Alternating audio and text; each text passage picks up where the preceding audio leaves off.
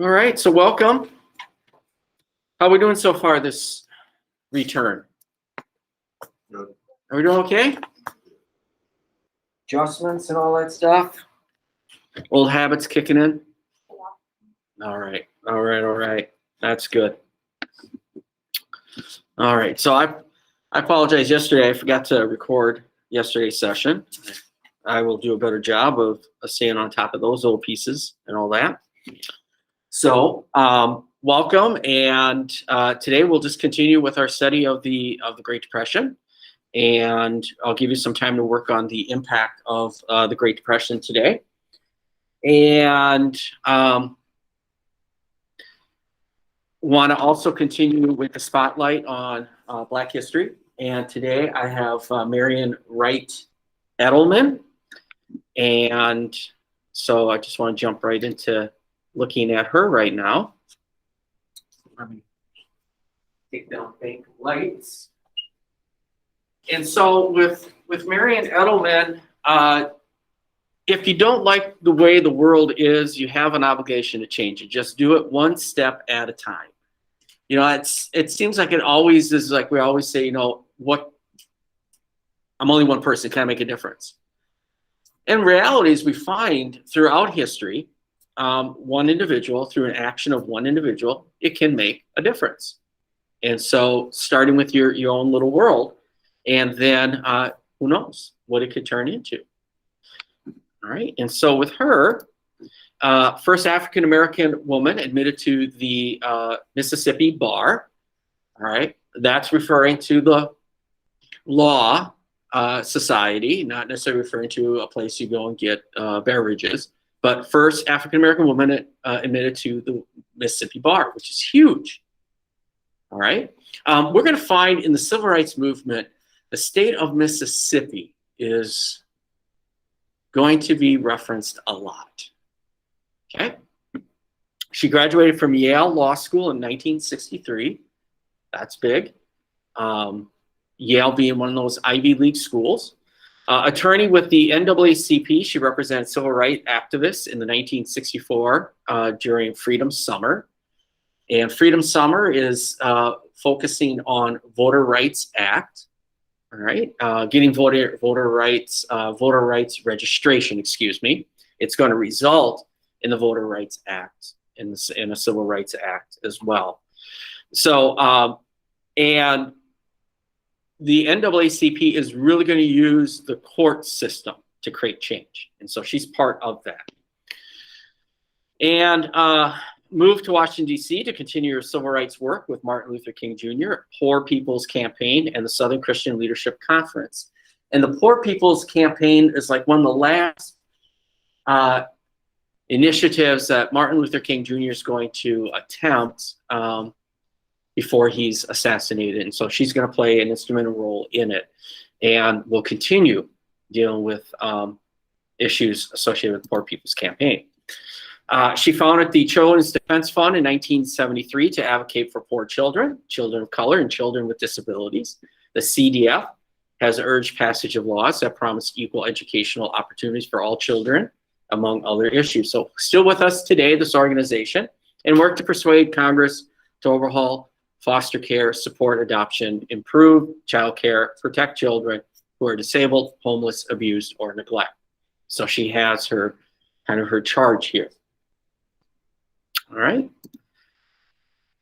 And so with that, I have a little video clip here that I'd like to show. And let me first mute my mic so we can watch it.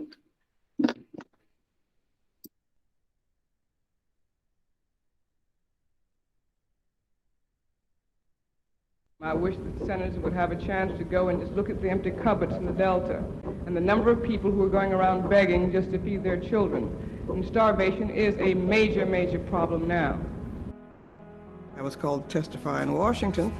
I asked if they would come and see what was really going on, which was starvation and malnutrition and an attempt to make people leave the state if they were poor and black. And the committee, to my surprise came. But Robert Kennedy came with them, and he brought the press for the first time. I think, of course, Mr. Chairman, that this is a reflection on all of us in the country of 1967 and the most prosperous country in the world, that we would think that all of us would be able to provide for some of our citizens living in this part of the country. The Children's Defense Fund is the grandchild of the Poor People's Campaign that Dr. Martin Luther King and Robert Kennedy started before they were assassinated, and I was blessed to be the policy director for that Poor People's Campaign to continue the work and the dream and the vision of Dr. King to end poverty in America. I first heard of Marion back in 1960 when she was a student in Atlanta. And people would say, that's Marion. Get in touch with Marion. She emerged as a leader, brave, courageous, just smart, real smart. She wanted to do something not just about civil rights, but about children, all children. And the first law that we were able to lead and get enacted in the Congress was the Educational Handicapped Children's Act. We've got millions and millions of children who have health care, and CDF has played a very key role in that. We've got early education investments and Head Start investments that have grown over the years. We've got after-school investments that have grown over the years. We've been able to make some cracks in decreasing child poverty. But one of the things we never do is we never give up. And I'm always reminding myself of Dr. King when he said that you must keep moving forward, that if you can't fly, you gotta drive. If you can't drive, you gotta run. If you can't run, you gotta walk. And if you can't walk, you gotta crawl. We are not going to go backwards, we're going to go forward and finish the job of the civil rights movement. I don't know what a country would be like without the Children's Defense Fund. If Martin Luther King Jr. could come back and see what Marion Wright Edelman is doing, he would be very proud. And so I think this is another one of those defining times that offers all of us the opportunity to stand up, fight back, and to form that next movement to end poverty, to create jobs, to make sure that every child is educated. Children need this sense of hope, this sense of, yes, I too can make a contribution. Yes, I am somebody, and I'm going to do my best. This is the time for all of us to put aside all of our organizational stuff, to put aside all of our political stuff, and to figure out how we're going to come together to pass on a better country for our children than we inherited.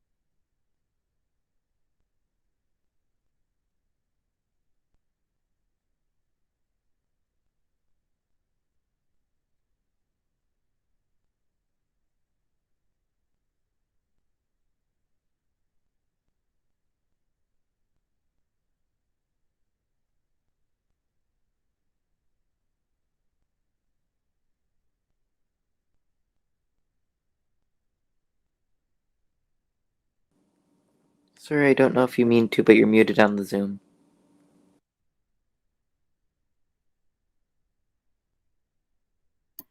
Thank you. Appreciate that. These are just these little things I have to remember to do. Maybe sometimes that's best that I'm muted.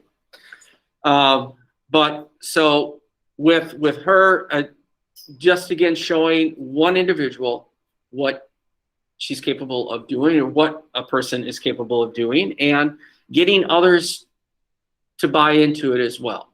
Very effective there. All right, anyone have any questions on this? All right, maybe tomorrow I'll bring in a sports figure here. But usually it's probably not going to be as well known of a sports figure. Okay. So you are working on the impact of the Great Depression. And again, you are highlighting different groups, and one of them has to be women. But also, when we look at the impact of the Great Depression, we're looking at artists as well. Okay? And I want to highlight one particular artist here. So I do have another video clip here. Her name is Dorothea Lange. Is anyone known of Dorothea Lange? Oh, we're bringing in some unknowns. Okay. This time I got to remember, if I mute myself.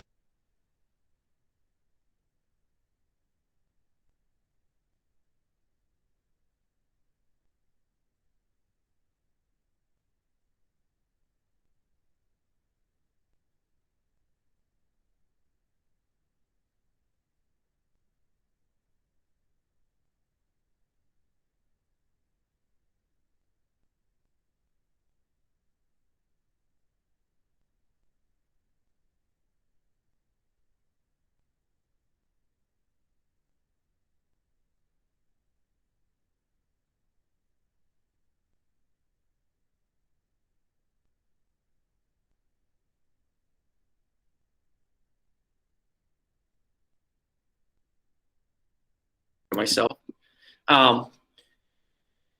The New Deal program that helps artists is going to be federal project number one.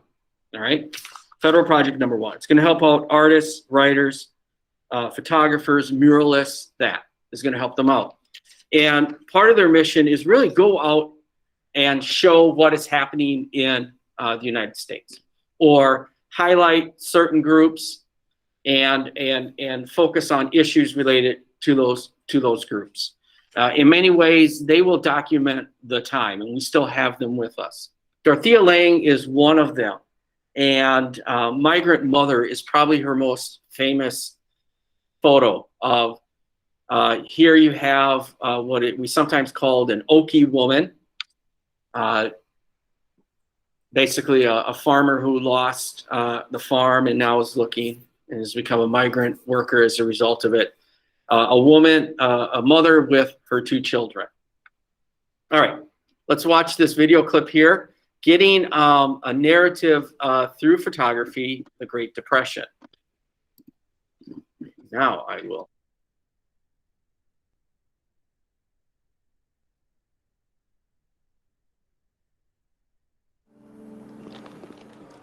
1933, the year President Franklin Roosevelt came into office, was one of the bleakest years of the Depression. Just looking out the window of her studio, Lange saw soup lines. I wonder to what extent the conditions propelled her out of that studio. There were new things to photograph, new ways to use her camera. Dorothea challenged herself. As she recounted, the discrepancy between what I was working on in my portrait studio and what was going on in the street was more than I could assimilate. So I set myself a big problem. I would go down there. I would photograph. I would come back, develop, print, mount, and put the images on the wall, all in 24 hours, just to see if I could grab a hunk of lightning. When you're working well, all your instinctive powers are in operation, and you don't know why you do the things you do. Sometimes you annihilate yourself. That is something one needs to be able to do.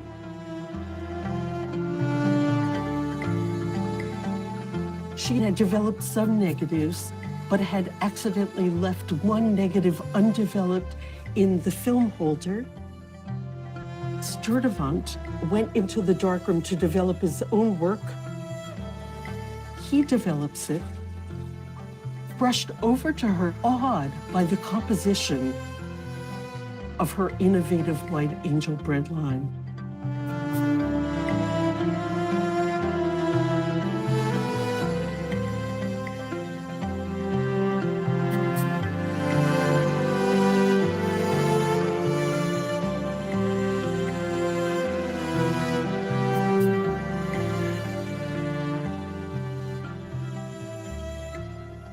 changed my outlook. I changed my way of living. I made some decisions on what I thought was a good way to be a photographer. And I saw certain possibilities. Dorothea finds a soup kitchen that is handing out paper bags that have cheese and sandwiches, and she goes in, and there are women. For social reasons, they couldn't be on a bread line. An early photograph Lang took is mended stockings. What you see is the fine, fine detail that shows how many times the woman has mended her stocking. The sense of the silk stocking, which can't be replaced, that must be mended. All the signs of how people were having to stitch things together. Nothing could be disposed of in this time. And for Dorothea, this is really the intimate look that tells us about social experience in the Great Depression. Lang was already practiced in looking at individual faces. A motto that she had pinned on her darkroom wall, the words of Francis Bacon, the contemplation of things as they are, is in itself a nobler thing than a whole harvest of inventions. And she took this quote and thought one could see it even more with bodies.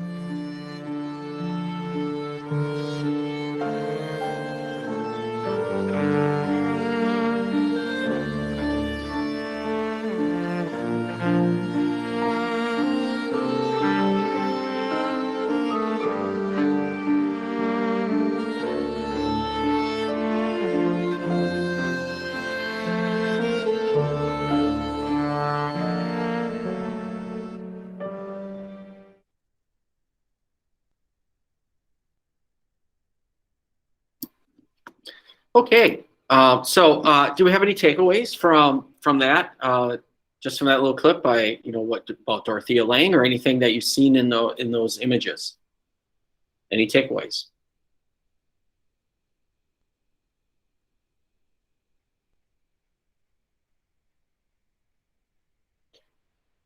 So she's a photographer. Some of her images that she is capturing are about women. And what is it about the women that is standing out? Is there any conclusions that we can draw about the women? The limited stockings thing, they kept having to reuse what they had. Yes, the mended stockings. And the idea that you're just going to have to try to find ways to make it work, because any extra money that you might have, it's got to go towards something else like food. So a sacrifice in that regard. But also it kind of highlights too about how the Great Depression has impacted women, and in some ways, it challenging the norms of society of how we view women and what women can and can't do. It also is highlighted in some of those photographs as well. So if we look at like the weight of the Great Depression, the weight of the Great Depression definitely is going to fall on women. Another group that is not mentioned in the impact is children as well, and how the Great Depression has impacted them. I think of that the mended stockings, and instantly I thought about my grandparents, my grandmother, but the idea that you just don't throw something out, you always try to find a way to use it, fix it. I mean, that was their mentality. So if we went down into our grandparents' house in the basement, they didn't throw anything out, because that's a Depression era thought. It's like, I can't throw it out because I might need to use it someday. But it's like, Grandpa, how many rubber bands do you really need? Grandpa, how many brown bags do you really need? But he's like, you never know. You never know. Grandpa, how many cardboard cereal boxes do you need to keep? And he's like, well, they make great templates. If you cut them open, inside it's a brown backing, and you can do your sketches and your drawings. And my grandfather always liked to make lawn implements and stuff like that, or lawn ornaments, and he'd cut out little templates of duck wings and duck heads and or flowers and stuff using old cereal boxes. I'm like, okay, that's pretty darn good. But that's a mentality from that era. So this idea of getting new stuff all the time, that really challenged that framework thinking. But also another thing, Dorothea Lange and other photographers highlighted what was happening in the United States and where would they appear. They would appear in galleries, but they may also appear, all right, those at home, in Life magazines. Life magazines would be where it appears. And everyone seemed to have a subscription to Life magazine, all right? I have these out because this is World War II era. Maybe when we study World War II, because we will, maybe we'll have an opportunity to look at my other classes that are looking at them as well. All right. Ari, why don't you just sit in the seat in front of Noel? Okay, thanks. All right, but the photographers, they had that role again. I come back to it because of the New Deal program, Federal Works Project, or Federal Project number 1. Okay, anyone else have any thoughts about this? Now, art is another thing. The paintings throughout Minnesota, you still can find some New Deal paintings. Most of them may be in museums, but sometimes you also have murals. And if you go to greater Minnesota to some of the small post offices, you walk in, you're like, dang, that is a nice mural on the wall. It's probably drawn by a New Deal artist. And in Minnesota, again, in greater Minnesota, some indigenous people may become some of those artists that will create some works that appear on sides of buildings or on canvas as well. Okay, so with that, do we have any questions about this assignment? It is due tomorrow, and it is a summative piece. Are there any early takeaways that we can say about the impact of the Great Depression on some groups? Anything that kind of stands out? Maybe the ones that you're focusing on. Is there something that kind of came out? They're like, wow, I did not think about that. Or, it's amazing.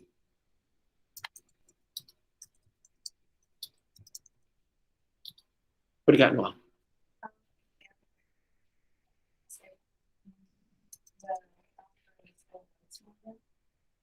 Yep, that is true. That is true. Sometimes we want to look at like Brown versus Board of Education or the death of Emmett Till in the 1950s, but we really can see the 1930s is that ground. All right. In what ways? Okay, so you're saying it helps kick off the civil rights movement. In what ways?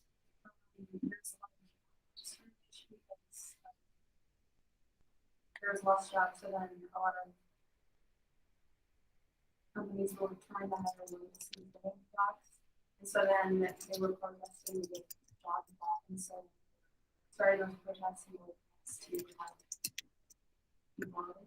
Okay. Yes. So the job discrimination thing is real, and you could also go along with yesterday with the deportation video as well. To make jobs available, some people might have to be let go. African Americans. So minorities, women, might be the first ones. All right? It's a good takeaway. Kate, what do you got?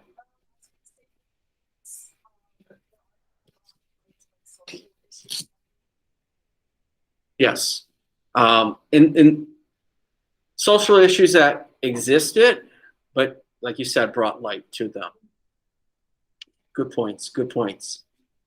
Anyone else? I always like to grab things in threes. So anyone at home or in here? Early takeaways that you're getting from the impact of the Great Depression. So we have job discrimination and kickstarting the civil rights movement, contributing to it, and we have artists highlighting some of the social issues so far. Give me another one.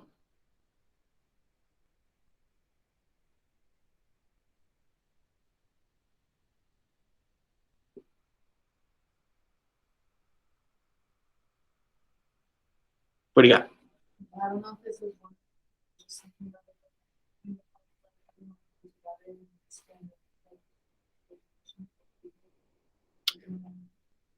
How elaborate on that, what you mean by coming together? Like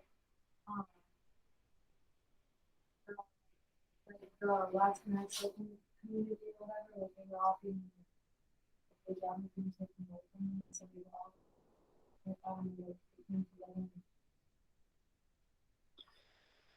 I think I see what you're getting at here. The idea is, are you thinking that maybe to get through this difficult time, we're going to have to rely on us as a group? Okay.